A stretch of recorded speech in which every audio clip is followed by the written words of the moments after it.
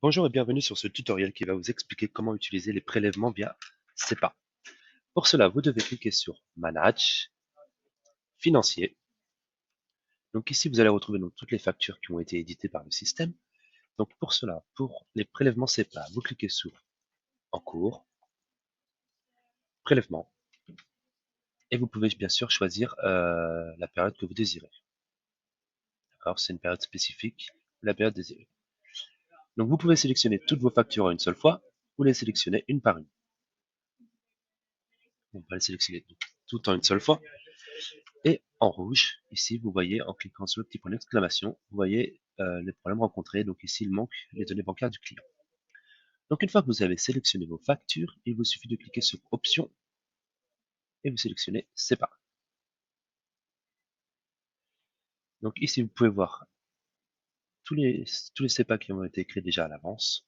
D'accord. Donc doivent être vérifiés, déjà effectués. Donc on va prendre le dernier, celui-ci. On va aller voir notre fichier SEPA.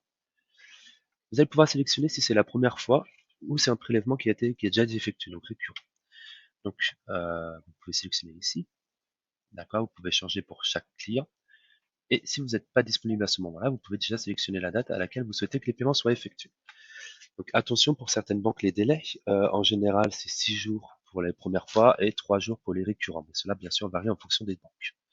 Donc une fois que vous aurez sélectionné ce que vous souhaitez mettre sur votre prélèvement SEPA, il vous suffit de cliquer sur ensuite étape suivante, puis de télécharger votre fichier SEPA. Votre fichier va être donc téléchargé ici. Donc ensuite, vous devez cliquer sur étape suivante et attendre l'accord de votre banque. Une fois que vous aurez l'accord de votre banque qui aura vérifié les fichiers, vous pourrez cliquer sur Terminer. Donc, êtes-vous sûr de vouloir procéder? Continuez seulement si votre banque a bien accepté votre fichier SEPA. Vous allez pouvoir terminer.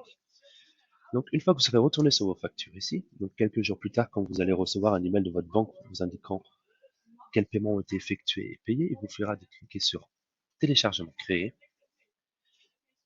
d'aller voir d'ici, de cliquer sur le dernier qu'on avait, donc résultat process, donc c'est-à-dire que ça a déjà été envoyé à la banque, on va cliquer dessus. Et à partir d'ici, on va pouvoir enregistrer ceux qui ont été payés ou impayés. Ceux qui ont été payés, on va pouvoir les conserver. Ceux qui ont été impayés, on va pouvoir indiquer une raison spécifique. D'accord? Si c'est information incorrecte ou si la transaction a été bloquée.